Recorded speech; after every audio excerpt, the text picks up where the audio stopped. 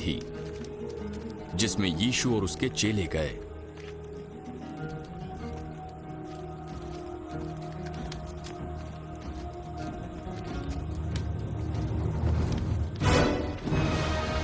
यहूदा उसका पकड़वाने वाला वो जगह जानता था क्योंकि यीशु अपने चेलों के साथ वहां जाया करता था। तब यहूदा सैनिकों के एक दल को और प्रधान याजकों और फरीसियों की ओर से प्यादों को लेकर दीपकों और मशालों और हथियारों को लिए हुए आया।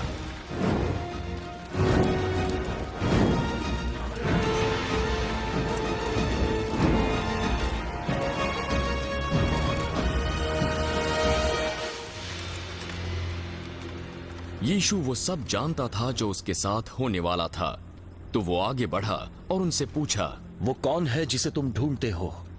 यीशु नासरी को।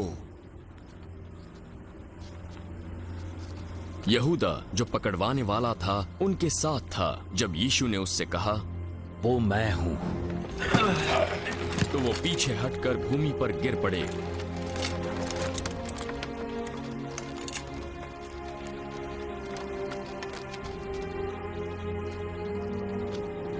यीशु ने फिर उनसे पूछा, तुम किसको ढूंढ रहे हो? यीशु नासरी को। मैं तो तुमसे कह चुका हूं कि मैं हूं। यदि मुझे ढूंढते हो तो इन्हें जाने दो।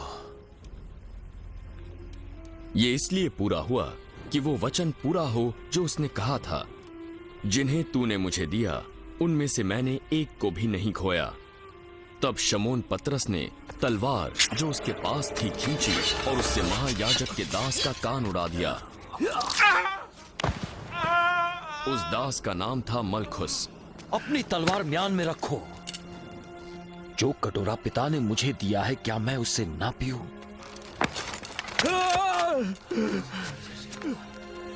तब सैनिकों और उनके सूबेदारों और यहूदियों के प्यादों ने यीशु को पकड़कर बांध लिया।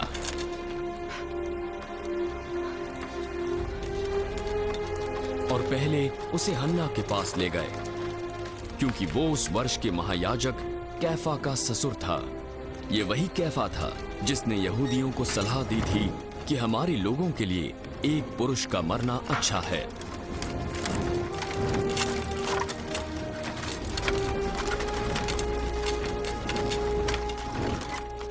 शमौन पतरस और एक दूसरा चेला यीशु के पीछे हो लिए। ये चेला महायाजक का जाना पहचाना था, इसलिए वो यीशु के साथ महायाजक के आंगन में गया, परंतु पतरस बाहर द्वार पर खड़ा रहा।